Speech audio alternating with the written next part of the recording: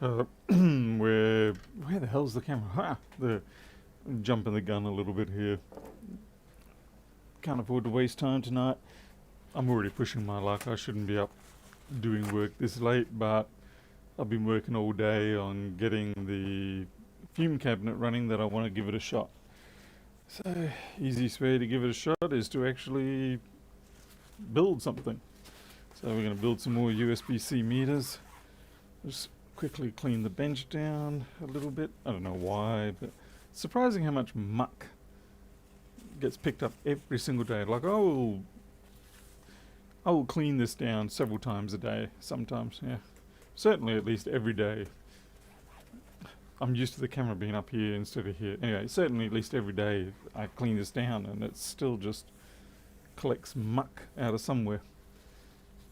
Hey Joho, Bodger, Grass Puddle. Hey Jim, how's it going there, mate? Alright. Oh, and at least I did find my proper paste, so that's good. Also, just a follow-up on the keeping of stencils in alcohol in a container. It really does work well. There's not a lot of loss of the fluid, but I do find you have to use these glass ones. If you use the plastic, it doesn't work. But anyway, so that works well. I'm really happy with it. If you're a bit of a lazy person like me, it's convenient to be able to just throw your stencils just after you've used them straight back into the alcohol, and that stops them getting all crusty. And it's a lazy man solution. But this is the 1.5 litre container. I found that the slightly smaller one was just a little bit too small. Funnily enough, you use pretty much the same amount of alcohol no matter whether you use this bigger one or the smaller one, because with the smaller one the stencils tilt up more, so you need to add what seems like more alcohol to cover them. Anyway, so yeah, that works really well. Alright, let's get into some pick and place. And yeah, as you can see, this is the new cabinet. It's just a 12U rack networking cabinet. Open it up, put that in there, run it, and the extractor going up and out. Whether it will actually work or not, we'll find out. Hey Jim Allen, Tom, Mycosis. Alright.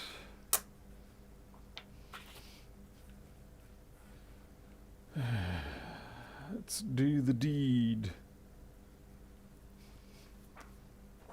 Antonio. Helps if I have my glasses on. Zoom it in a little bit. Oop, too much. There we go.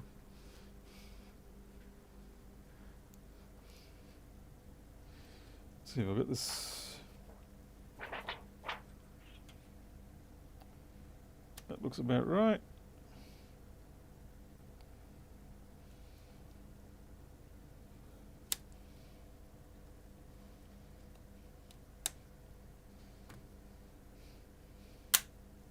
Alright, that one's seriously grabbing on. Sometimes these magnets can actually just be a little bit too powerful. Right, I need a squeegee.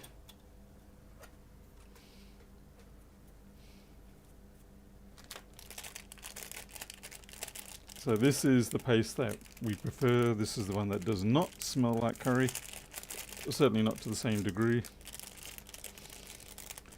I'll probably pay more for a single syringe of this than I will for the mechanic brand one, but the upside is that this one, yeah, it generally works better. Okay, we've got a little bit of a lift there. Okay, that's better.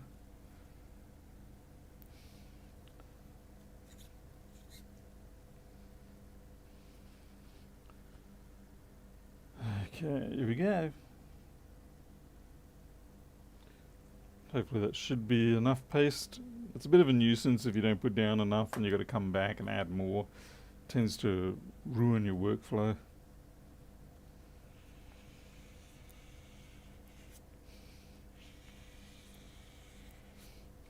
It's just so much easier to apply that stuff. It's like I don't have to go back multiple times or anything. It's just one pass and it's done.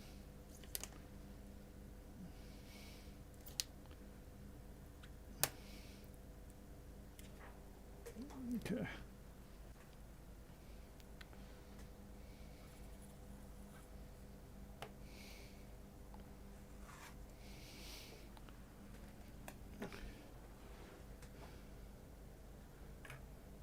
I can't fit this stencil into the alcohol mix, so we will actually have to clean this one directly.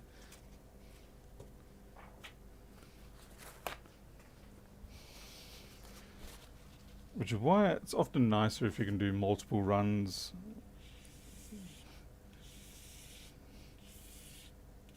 That's okay. That paste there, that will last probably 2 weeks as reballing paste.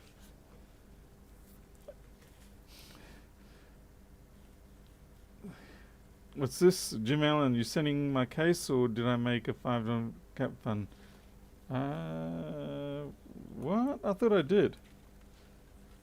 I'm almost certain I sent you your case. I'll have to double check that, but I was pretty sure I did. Shipping has been a nightmare lately because of the US stuff, but that shouldn't have applied. Oh, no wonder this is not cleaning it properly. This is the yellow band on it tells me that it's 80-20. I was wondering why it was balling up in strange ways. Right.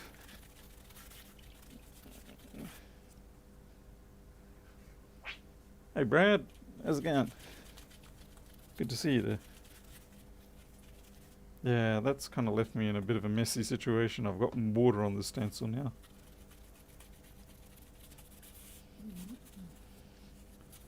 I'm blaming Jim Allen for that one. He distracted me with his questioning of why I hadn't apparently shipped a case to him, but I could have sworn I did. Hey B-Blood, let's see, doctors getting ready for MOHS surgery. I don't know what MOHS is, but surgery is, no matter what, it's never great.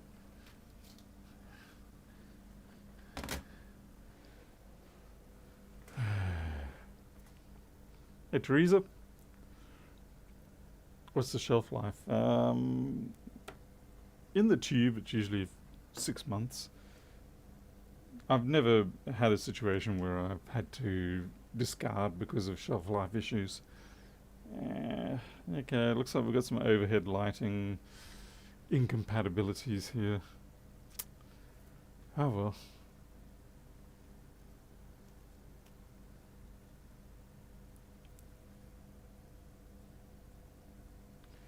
Yeah, Jim, I don't know what's going on there, but I will check my dispatch orders and see what's going on. Maybe I was trying to scam you or something. Taking a leaf out of the Pedro book.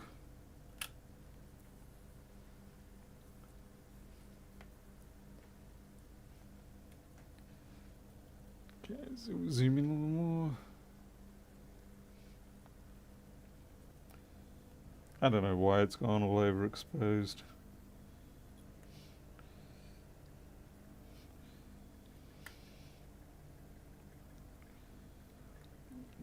And naturally I had a ton of chocolate cake before this. And I've had 3 coffees. But it's all good. I really want to see whether this is going to stink the room out or not. It's going to be a real pain if it makes absolutely no difference at all. I mean, a real pain. Hey, Edward, pick and place machine. Not likely. Not very likely. I am the pick and place machine. I am one with the suction.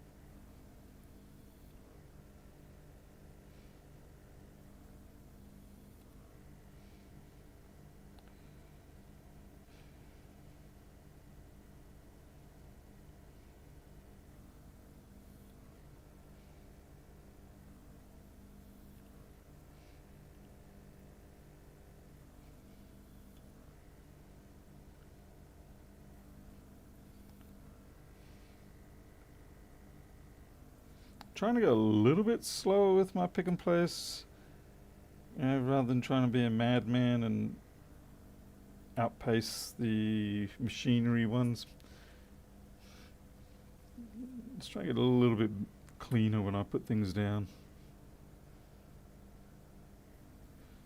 I don't know how long that's going to last. I might get impatient.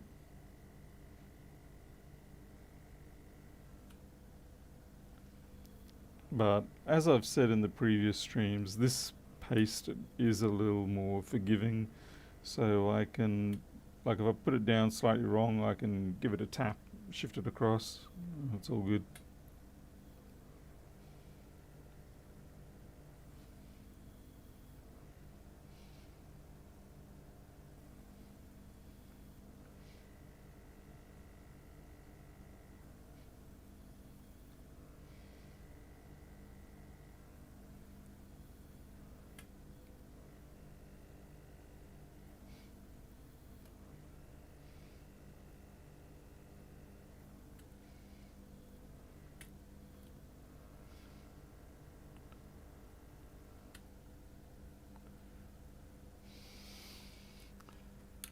Electro rip.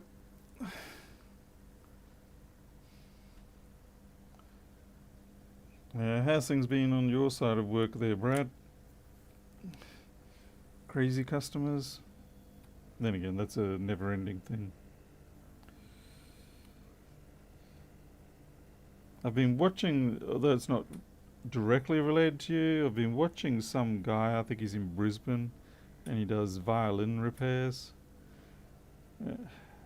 It's always interesting to watch people do their things. And I see he's even using traditional glue and everything. Like, what is it? Bone glue or leather glue or whatever it is. He's got to keep it in that hot pot.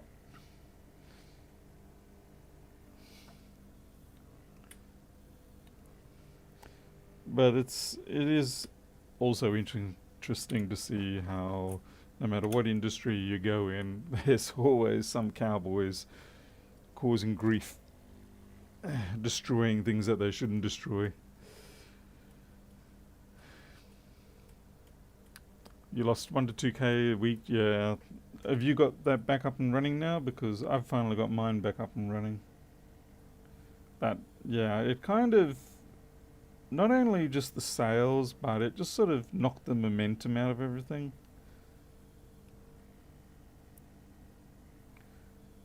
And I'm a little worried about how it's going to carry through on Christmas.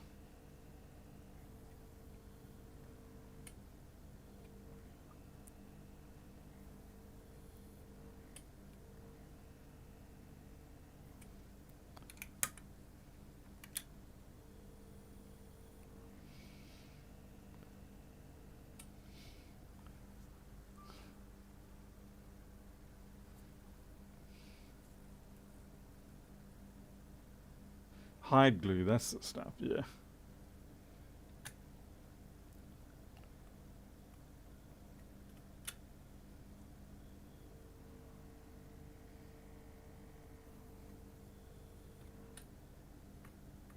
Yeah, he was going off. Someone had used araldite on a 100-year-old violin or something.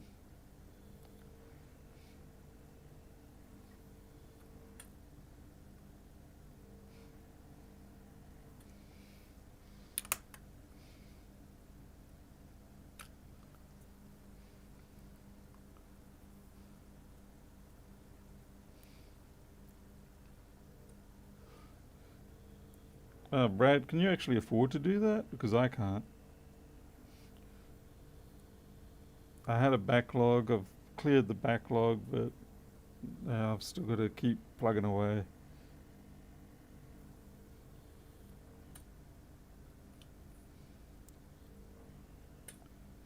What I have done recently, though, is change my pricing for liquid damage machines, and it's working out well.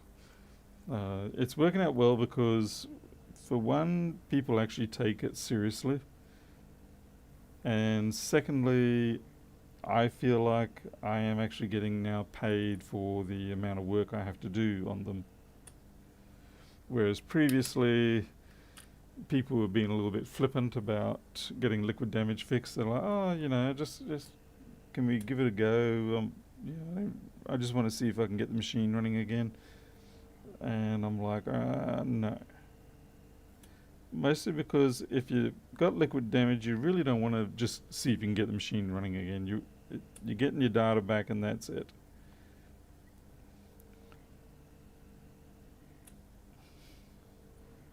Yeah, it's not me being trying to be difficult about it. It's just a case of too many times people will get the machine fixed, so to speak, and running.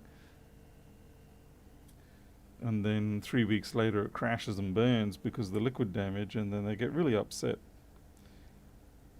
Because sorry, I was just thinking then. Yeah, once they've got that machine back home and it's running for them, and for the time being, they're like, "Yay! Nothing's wrong with it. It's fixed. I can." And then it crashes, and then you get this negative sentiment come over. But by pushing up to a more responsible pricing bracket, people are now like, "Okay, look, this is for data." Um, Anyway, it's just funny how it works out better because of it being more expensive. But the big thing that I changed was there's actually now 3 levels of cost. The bench fee, once I actually get it and look at it, that's still, the $75 return. And if I say, look, there's a chance of recovering it, and if you want me to have a shot, and people go yes, then that becomes then a $229 fee, which covers me for a couple of hours of trying to get the thing running, whether it does or doesn't. And then if it does end up working and everything, then the full price comes in, and that's $550. But of course that includes, the backing up and all that sort of stuff.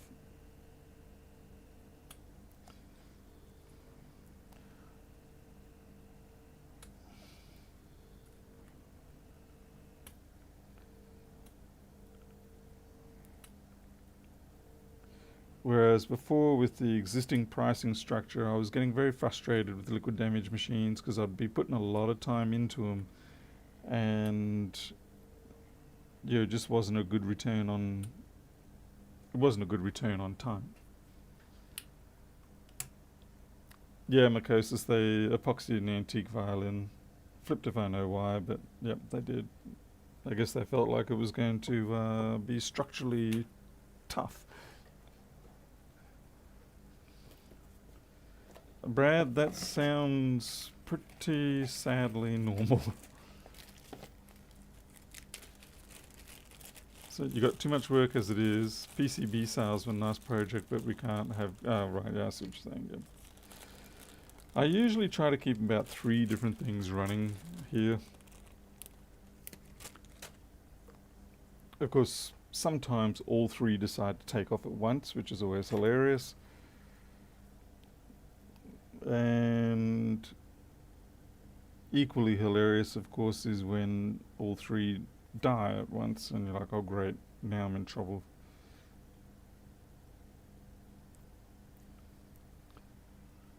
Hey there, creature. Yeah, they're numerous and keeping me very busy, draining all my cash flow, always.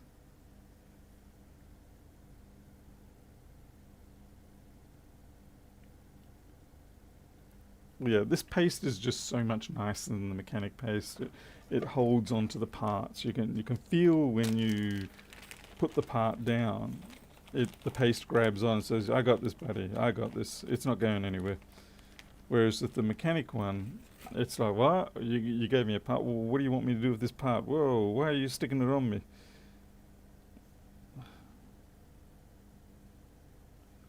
There's a tremendous difference in the confidence that the paste gives you.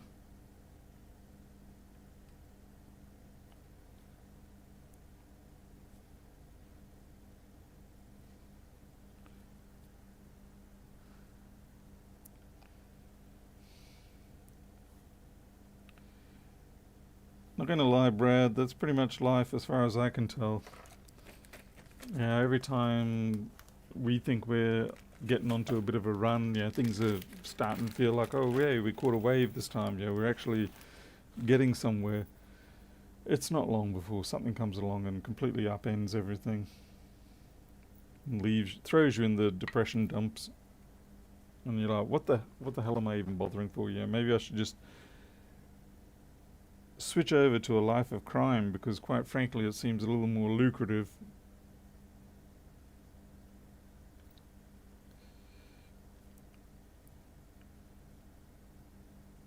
And I gotta say, I think a lot of people feel that way.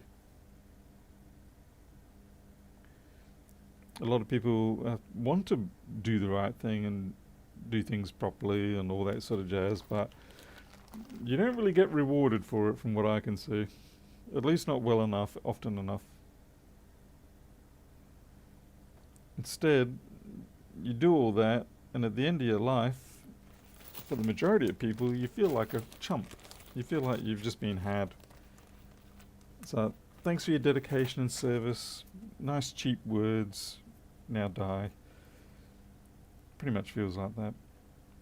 I saw there was a part missing. Ah, there it is, C9.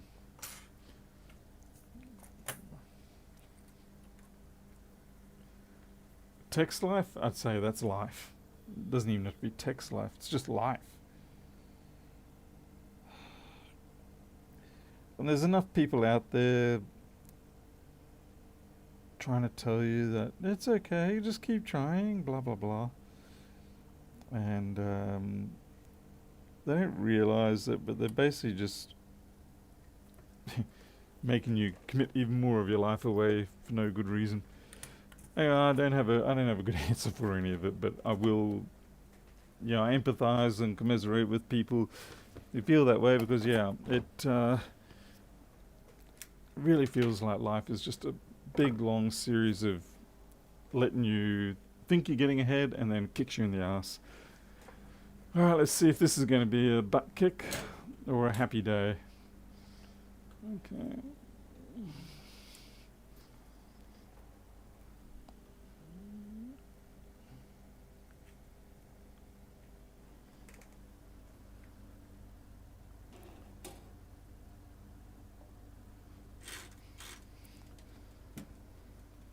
Let's see. Just going to make sure I'm only running off one PowerPoint for this.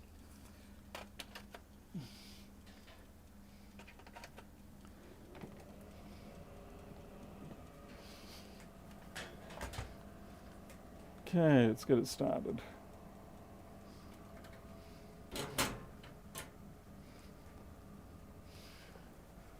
And now we wait and see if the place starts smelling like curry. If I feel that way, I'm not petting enough cats. Oh, believe me, I'm petting enough cats. It's very hard to go anywhere in this house without having to pet cats. See, Jim, I've got a laptop chewing away, transferring 30 years of email and account data from MS to Google.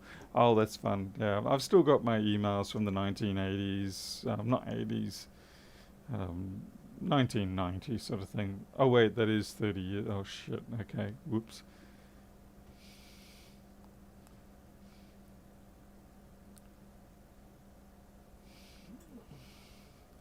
What's this? Apparently, what did Brad say? Apparently nobody in a country of 340 million people can figure out how to make products. Yeah, it's going to be interesting to see if the US can turn its internal manufacturing around. Like I said, a lot of people, they like to talk about it, but I have a feeling that a lot of people don't actually have the taste for the work involved in doing that. It's like Australia has lost that desire. There's certainly enough people, and enough people say, I've done it, I'm doing it, but overall, as a general rule, the population is like, no, I just want to sit back and talk on TikTok or whatever.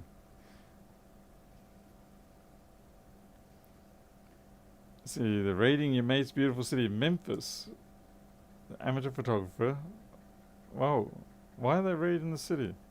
Where did I put the vent? Yeah, let's see if we can just tilt this up a bit. There you go. It's going to outside. Let's see if I can make this full, maybe. There you go. That's interesting. The colour's much better on there. Oh well. Don't worry about the highly flammable curtain. It's nothing's going to happen to it.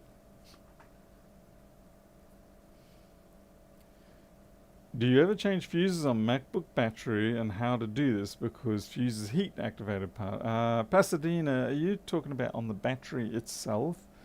Because if the BMS gets triggered, some of them won't untrigger. You may be talking about polyfuses, certainly with older ones. Yeah, polyfuses should reset after a minute or something like that when they've cooled down. But yeah, it really depends on... I'm not smelling anything, by the way, and... Crap, I need to...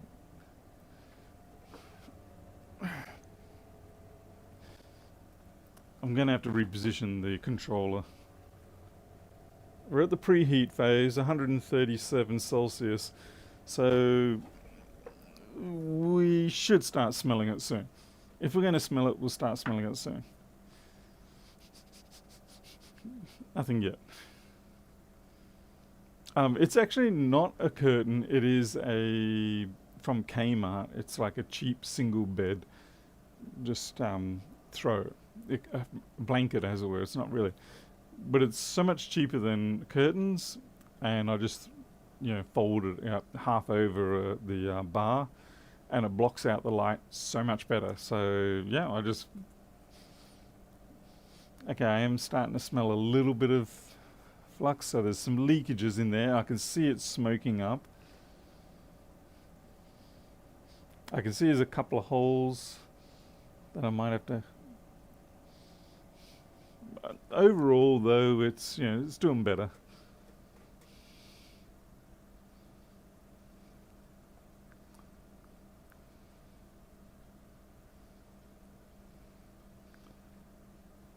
Hey there, John Edenhoven. Yes, I've been doing pick and place like that for a very long time now. I will say I can definitely smell a smidge, but it's nowhere near what it used to be. Can the controller be outside and easy to read? I think what I might do is perhaps mount it in this section here. Not that it really needs to be that visible, because I know after 7 minutes I just open it up and there. But I can certainly see it's fuming up. You can actually see the on-off light going on. I think overall, with a little bit of extra sealing in the gaps and stuff, it might be fine. Yeah, I'm picking it up now. It could also be like coming out through the sides here, maybe up through here a little bit. Maybe I can put some rubber flashing or something.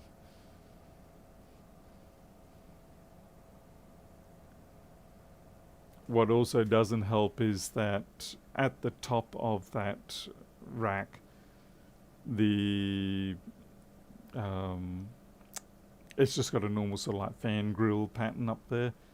And so that will be impeding the ability to draw air out of it. So if I actually cut out that section, then it should draw a lot better.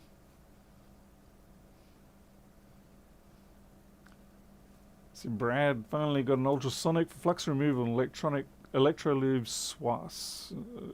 Now used for everything. Yeah, it's great having a good ultrasonic and good solution. I find the solution is the hardest thing to find, as in to get right. The temperature, the time, the frequency. You have a pipe up over your fan. If that's not sealed, yeah, there's it's probably not a perfect seal because it is that curly, just rapid expanding ducting, so it's not the best. At Picatronics Repair. Let's see if we're at the very last stage. Oh, we are at open door.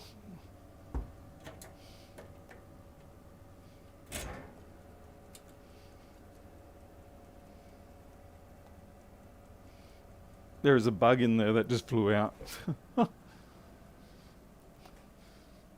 Alright, that's pretty good. Like, I've opened the door and I don't really smell anything. So that's done well. It's starting to now drift in a little bit because it's not contained and it can't have the...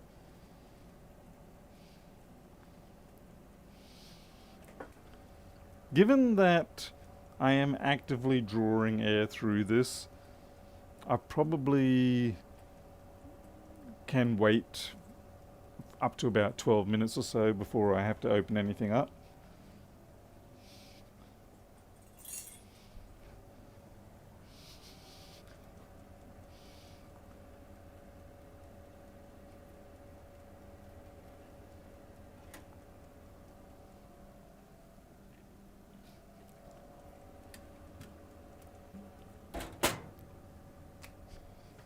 I'm going to let that keep venting out for a while because there is some residual in here.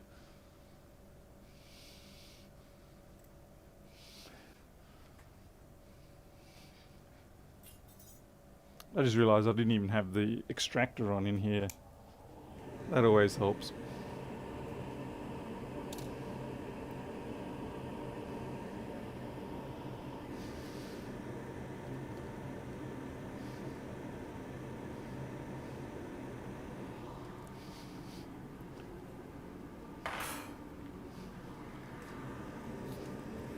Is there room in the slide to slide the grill back so you can open the door? Makosa's not really enough. It's a bit close.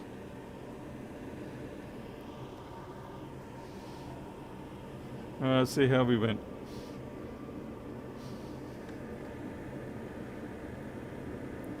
Oh, that reminds me, I've finally found my focus guide on this. So I bought this ages ago. So if you ever want to know if you're doing okay with your microscope,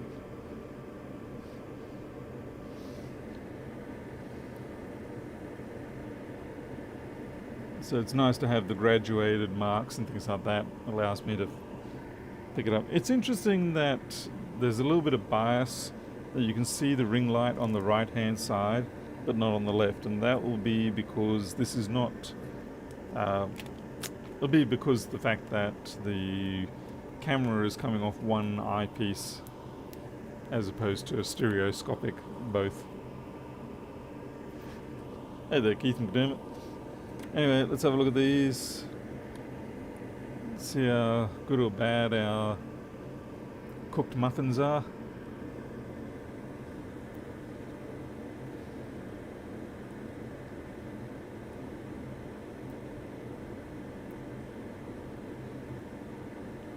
As long as we don't get bridging on that. What the hell? Okay, that's a freaking disaster. Alright. Not sure what happened there.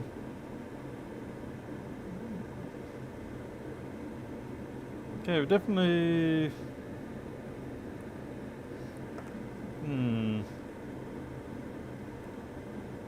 Maybe the oven's not getting warm enough and I'm going to have to adjust the rates a little bit. Or I just did a shonky job on the pasting. Certainly got plenty on there. Look at all the balls popping out on that shunt.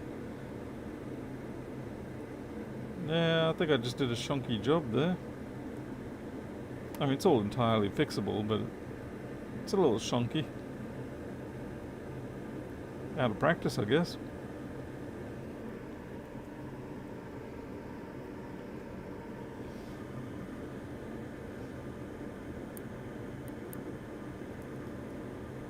I'm not sure if it was a paste problem. I think here, this is more just, I've done something. I've somehow knocked all these off. I don't know, maybe... Oh, you know what, I just don't know. That's okay, easy fix. Just give a bit of hot air and we'll be back to square one. Too short of preheat, flux flowed the parts, still boiling off. Vortex in the oven. I'm thinking what's happening is because I've got active cooling going on in that oven, it's not quite getting up now, whereas before it would get up very quickly. Okay, Brad, you take care. See you next time.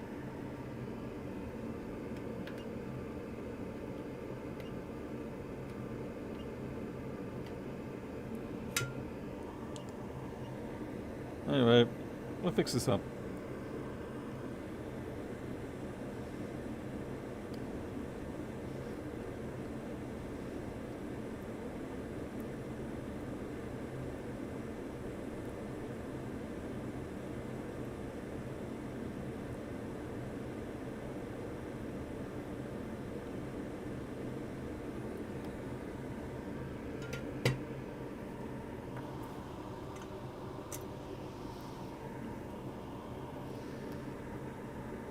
Add 2 degrees more. That'd be about right. Yeah, you're funny, but it's true. Oh, what? Oh, you know what helps with the soldering irons when you turn them on?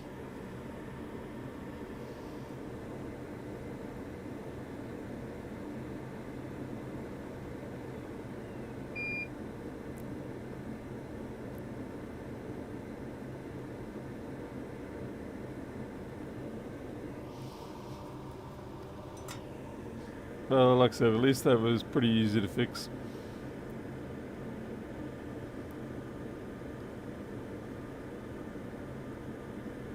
At least we're not getting bridges on these sensors anymore.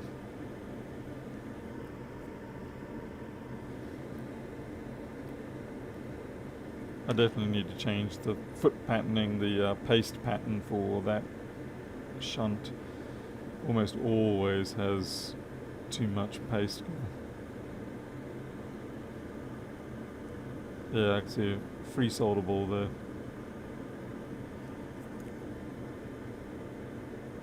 Yeah, that's soldered, that's fine.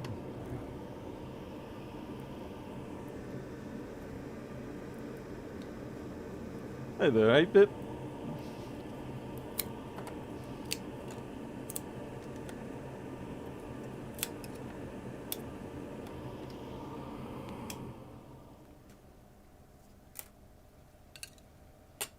Alright, let's see if these can flash. If they flash, then that's it for me for tonight. Like I said, I'm already well over my normal time, but I should be finishing up and collecting the fur kids, bringing them in, that stuff. But I just kind of wanted to share the first burn test. So overall, it's doing a good job. I just need to seal up the gaps a little more. I'll keep an eye on how it behaves at the temperatures with regards to knocking parts off and stuff. If it keeps doing it, then I'm going to have to adjust the profiles.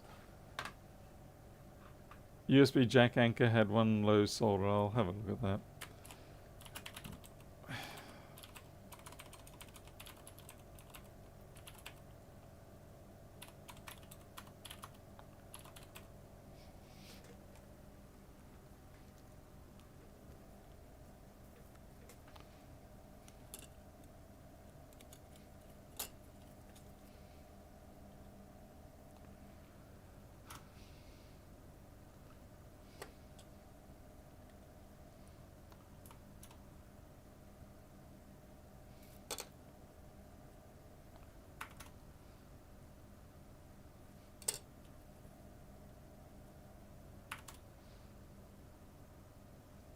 Yeah, they all flashed good, so it's good to see. Alright then. That's it for me tonight. I'm sorry we didn't go all the way through to assembling them and all that sort of stuff, but you know, I've got to know my limits. So thank you very much for watching, and I will obviously update you how the oven goes as it goes through its development process. Like I said, I think finding a way of sealing up the gaps a little bit more would help, but overall it's 1,000 times better than what it was before, because even with the good paste, I would have to walk out of the room for 20 minutes before I can come back in. You could use aluminium tape to seal the panel gaps on the rack. I could do, yeah, I could do. I've also got duct tape. I have sealed most, but I think it's probably leaking in either at either end of the actual hose itself. I have a feeling that's where it's coming in. Maybe I need to find some coloured smoke or something and see where it's coming out. Give it a longer rest at sub 100 so any moisture doesn't pop parts off, and let the flux gas off a bit at 180 before final. Usually helps my hot plate reflows. I'll see how it goes for each. Some things can be adjusted, some things don't seem to adjust themselves so well. Yeah.